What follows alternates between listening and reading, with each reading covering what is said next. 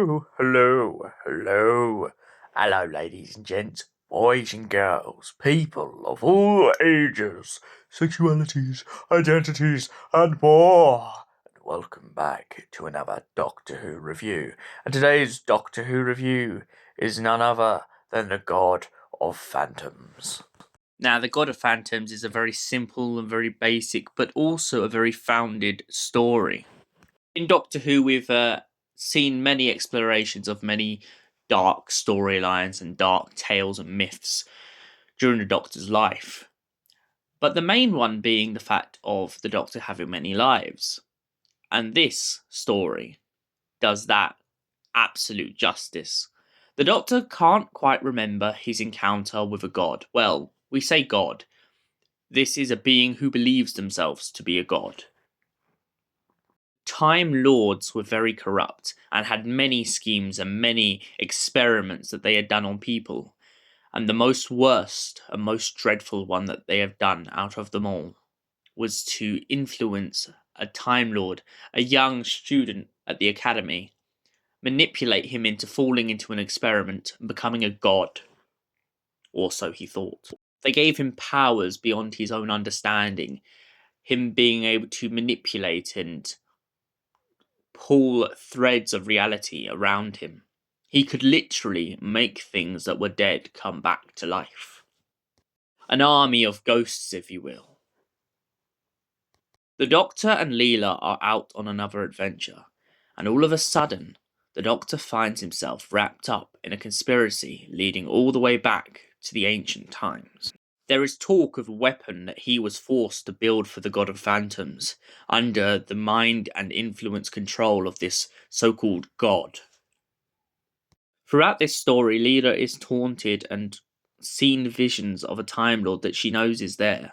Knowing that this is what the Doctor's people is like, she doesn't want to help, and especially, she doesn't want the interference of the Time Lords to affect the Doctor's life. Nonetheless, the interference becomes too great, and Leela is told to keep a secret that she wishes she didn't have to.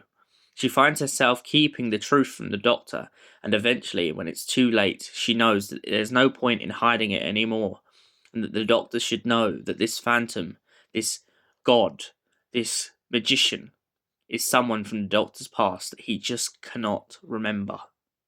The intervention agency had wiped it from the Doctor's mind, but still they knew the Doctor would come back to the place, come back to a place that he never remembers being to before. Everyone in the town seems to know him as the old god, the god who defeated the Phantom, defeated the Beast, defeated the vengeful god, the unkind one. Slowly but surely the memories begin to come back to the Doctor, but in flashes. He doesn't quite know the whole picture and the whole story, but he knows that a version of himself definitely did fight against the Phantom. Eventually he manages to defeat the Phantom, but at a price of his own sanity and own mind, as the memories are too much for him to handle, and they just don't come back. Now, I've got to say, personally, for a Tom Baker story, I absolutely love this story. I love the idea of going back in a mythology and exploring a hidden depth of the Doctor's past.